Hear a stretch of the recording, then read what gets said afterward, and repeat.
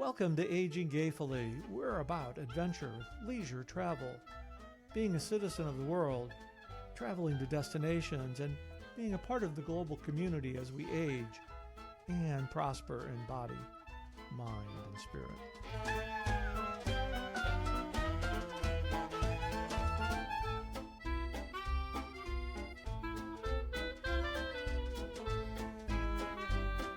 Welcome to Aging Gayfully. I'm Josh. And I am Chris. Good day to Josh.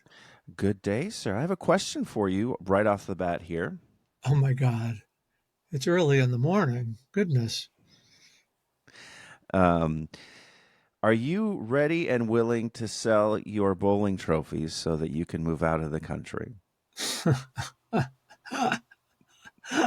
I don't know. While I do want to move, I don't know if I want to sell something that is meaningful to me like that. So I don't Yeah. know. I'd have to think about that. Why, pray tell, are you asking me this question? Well, Greg Louganis, Oh, the yes. the four-time Olympic gold medal winner and one-time silver medal winner, 65-year-old Greg Louganis. So He's just a he couple of years younger than me and a couple of he's in our years yeah, older than you. he's in our demographic. He has sold his medals, sold his house in California, many of his other possessions, and he is moving to Panama. Wow. I did see a little bit of a headline about that he was doing that. I mean, I get the concept about, I mean, I'd like to sell everything and move to Spain or Portugal because if I make that move, I don't want to. I just want to take the bare minimum. But what was there any other details relating to his move? Well, I looked around, and the only thing that I'm seeing that he's saying is that he's moving to a new country for a fresh start to rediscover himself without all the noise of whatever's going on. I haven't seen anything where he's getting very specific. Now, I can imagine because he has been an outspoken advocate um, for LGBTQ rights and also HIV/AIDS awareness.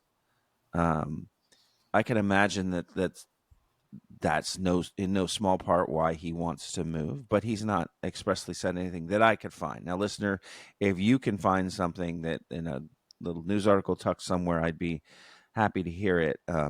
But he's just saying that he just wants to discover himself or rediscover himself or make a fresh start.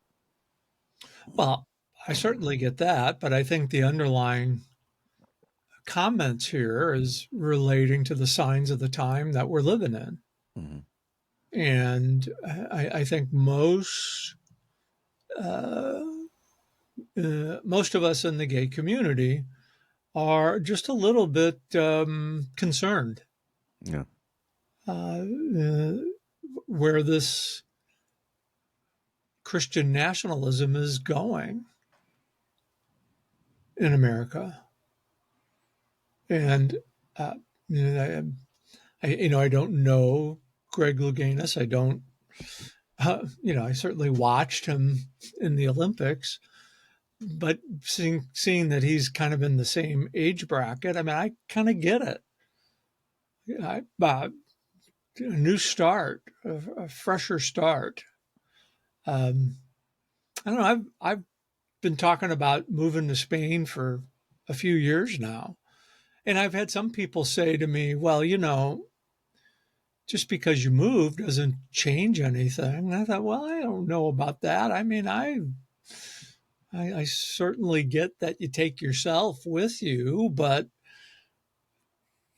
going to a new culture and living life differently, there's some excitement to that, especially if you're feeling um, uneasy about your current state. And I get that.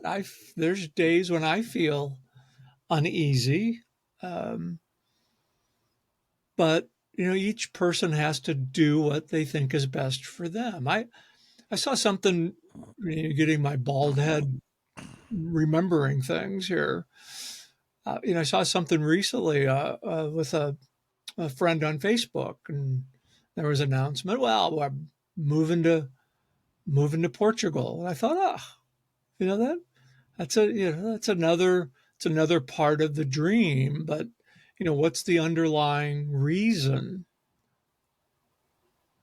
these moves are happening? And I think for a lot of folks in the LGBT community, it's has somewhat to do with the uncertainty of what's going on in the American society. Yeah, it becomes difficult when you see that around the world there is a trend towards um, far right political, Authoritarian, authoritarian, fascist, however you want to however you want to say say it. it. Yeah. Um, Amanda and I would have long said, "Why wouldn't it be great to move to the UK?" But right now they've got, this political party called the Reform Party that is, I believe, what our Tea Party used to be. Not our Tea Party, the United States Tea Party, and then what that led into. So it starts to become a question of, well, where to move, where you can escape hate and escape human nature. Is there anywhere to move? I don't think so. I mean, there's certainly welcoming communities all throughout the world. I think the challenge is to find that welcoming community. And you could find a welcoming community right here in the United States. The challenge, I think, for a lot of people, no matter what side of the orientation fence that you're on, is trying to turn off the noise. Uh, how what is real versus what is embellished, and that's hard to decipher right now. I Well, mean, it's particularly hard since now you don't know if the video that you're seeing is a real person or a generated person. AI has a lot to AI and social media have a lot to do with this, but um, I think that's it comes back to how society has changed. And I think you look back over history, that old adage, history does repeat itself. And oftentimes we're not paying attention and we're seeing right the obvious of what's happening in front of us. Oh, they're not going to do that. Well, I don't know. The National Guard's in Los Angeles. I think they're going to Chicago or in DC. I mean, I was fairly young in the 60s when that the riots were going on and the fear. I remember my parents being very fearful at that time and how that transferred into us as kids. Oh, we need to go down to the Raskeller. That was, I love that word Raskeller. Well, it was the basement. There's no basements in Florida, by the way, as No, most. I've never heard that word before. So, You never heard yeah, that's right, because you're a native. That's right. You're a native. So, uh, but I don't know. I I get why people want to do it, but does that comfort of moving change how you're feeling about the situation that we're currently in? I don't know. I guess that's kind of for each person to decide what's best for them. Yeah, and I also worry about the trend for people who have the resources and ability to move out of an area, leaving the people who don't have the ability and resources to stay in that area. You know, a lot of times I hear people write off the state of Florida and say, "Oh, let's just cut Florida off." Excuse me. Let's just cut Florida off like an appendix and just, to hell with Florida, and everyone needs to get out of Florida. Well, if all the people who have some sort of ability to affect change in a society, especially if they were to band together as a group, if all of them had the means to move out of a place and all they left were the people in that place who didn't have the ability or resources to defend themselves, then you are abandoning your brothers and sisters and others in a situation that would be a lot worse than if you stayed and tried to support and tried to help and tried to fight. We are aligned in our thoughts there, but you know the I think the difference is, um, how do I want to say this? It, you know, people get to the point where they have to fend for themselves,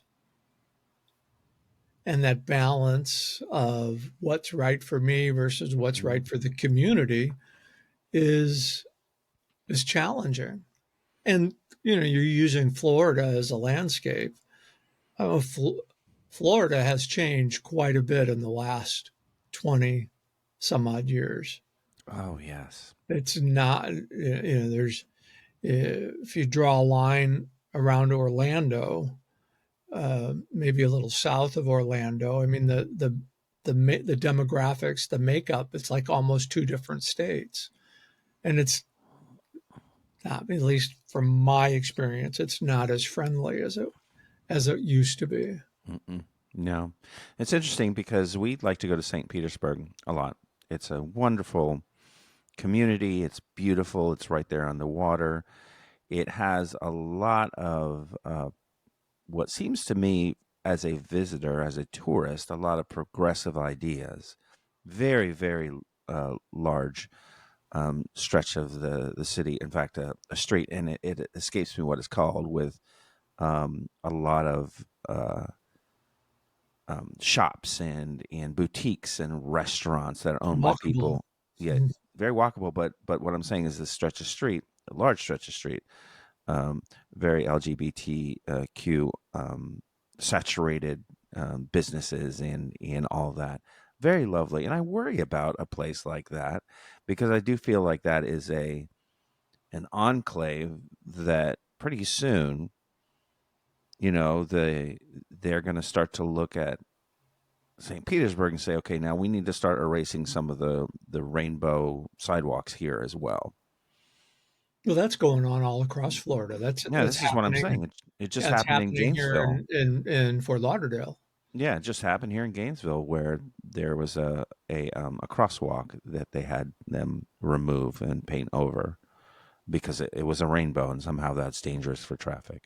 Which, by the way, I saw a statistic that said that actually crosswalks like that tend to reduce accidents for whatever reason. Maybe people are paying more attention because the road in front of them is different or something. But this bullshit that, oh, we're doing this for safety reasons, get out of here.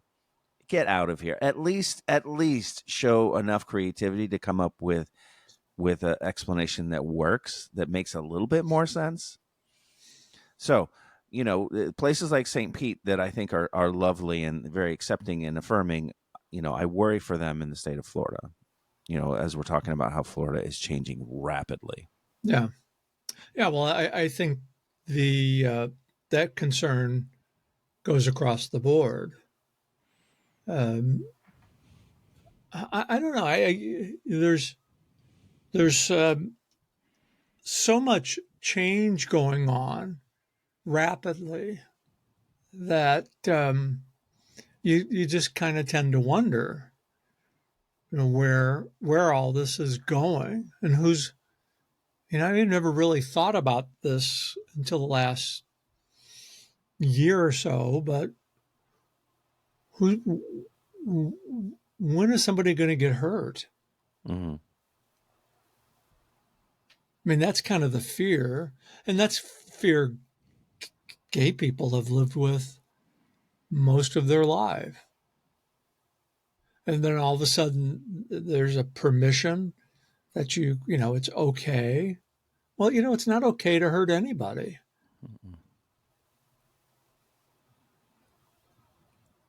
Yeah, But that's and kind of how that's kind of how I'm feeling about things. So I get why Greg Louganis would want to do that on a variety of reasons. And it could not even be related to current events, but I'd be willing to bet my non-winning $1 billion Powerball ticket that I didn't cash in last. But I'd be willing to bet that that's part of it. So absolutely, I absolutely. just so you know, Josh, if I had gotten the 2 billion, I still would have signed on to record this podcast today with you. Oh, your I generosity just knows I no just wanted bounds. I want you to I want to affirm you that I wouldn't have blown you off today on this podcast. So, but Well, yeah, because if you'd have won last night, it's not like the lottery office is open right now. Now, if this recording were on Monday, that's a different story. yeah, I might be in Panama by then. So Which, by the way, is Panama. How are they doing on LGBTQ rights? I don't I'm know. did not know that they were. I'm not here. Listen, any Panamanians listening right now, or the government of Panama, I am not here to. I'm not trying We to just shine we you just off. I'm just. we just want to know. I just want to know. I just want to know. Our thing.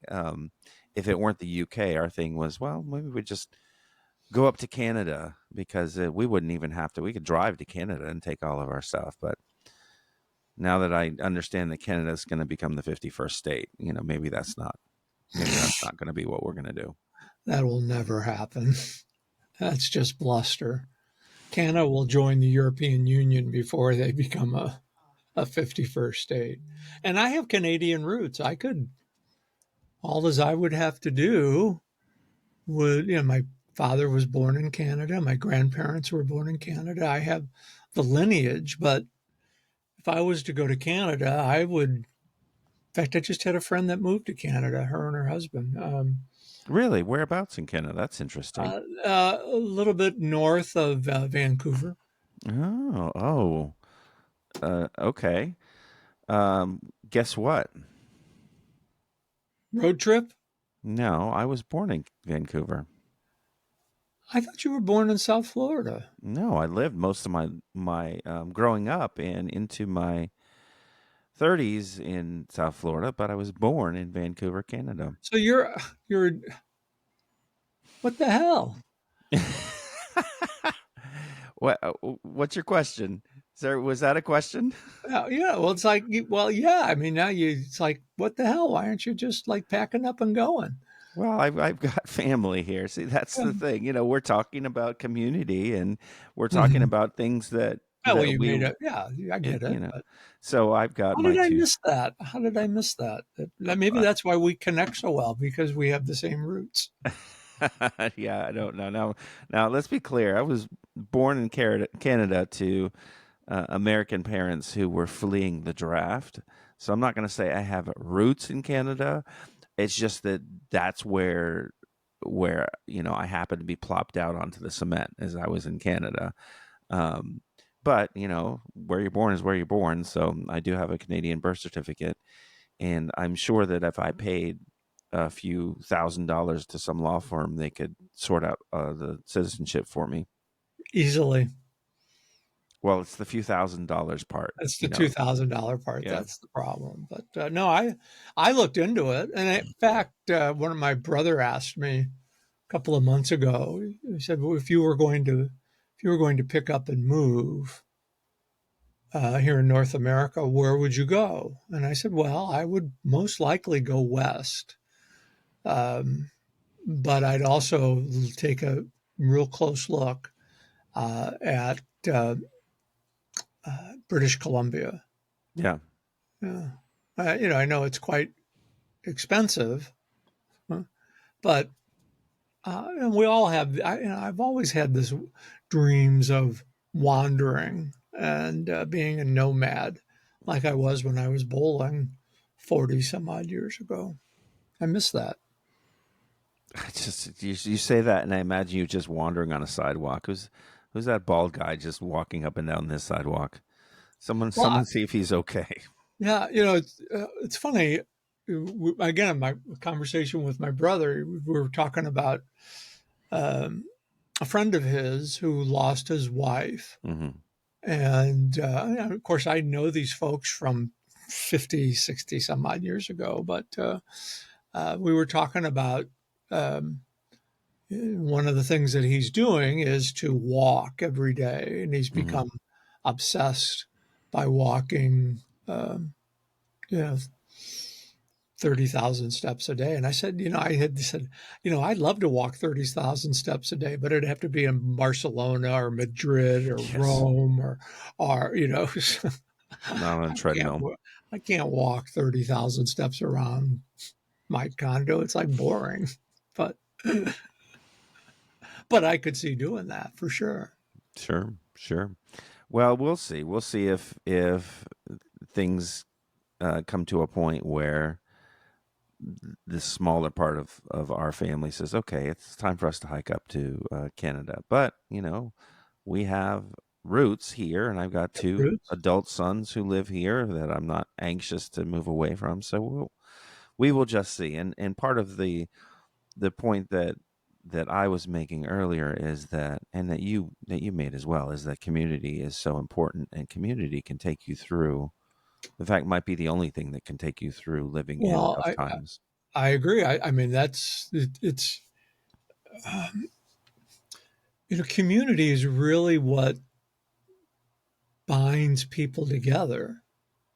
And we have really the three pillars of life. We've got our family, our community, whether it's a church or whatever that part of that community that you're with, and your work environment. Those are kind of three pillars that really need to be. Well, I shouldn't say need. I said those are the pillars in life that we look for support. And if one of those is out of balance, then Mhm. you're out of balance. And that's for LGBT people, being a part of a community in the strictest sense, the LGBT community, there's kind of an understanding there, even though there's different personalities, different experiences, but there's an innate knowledge that we all share. And that's why it's so important to be connected with a supporting community. Mhm. Mhm. I mean, as I see a lot of debates about, um, uh, well, let's take an example of service-driven industries. Well, they don't want to. Well, they don't want to serve an LGBT client. Well, why would I want to go to somebody that didn't want to serve me? I mean, there's kind of like two sides of the coin there. I mean, I would rather know up front whether or not somebody wants to work with me or they have a prejudice. I'd rather get that up front out in the open now Mhm. rather than digging into whatever type of business professional relationship. There's a couple of uh, professional relationships that are about to evolve in my life.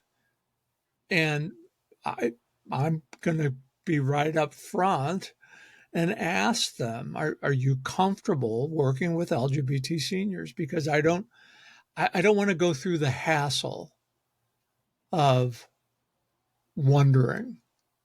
And that's kind of what brings this full circle to this conversation about Greg Louganis is I've never really felt like I've had to ask that question to in professional settings until this past year. Yeah.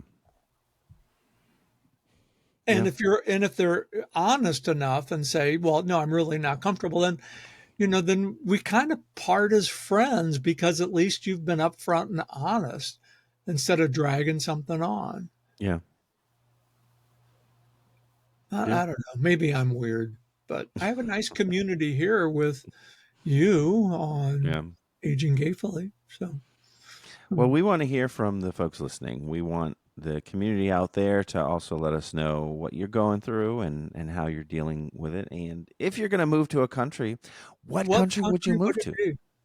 Yeah. How can folks get in touch with us? They can email us at yesiam at aginggayfully.com. That's yes, I am at aginggayfully.com. And you can subscribe right here on YouTube to get updates on content that Josh and I are creating. And we've got some new content about to hit the airwaves about golden men and two very prominent LGBT authors that we're working with. And, we're just living the dream. Oh, yes. Living the dream. Every now and again, waking up with the night terrors, but it's okay. It's okay. It's okay. All right, Chris, until next time, you take it easy and you be safe and you get your steps in. Getting my steps in. You got it. Good seeing you, Josh. All right, bye.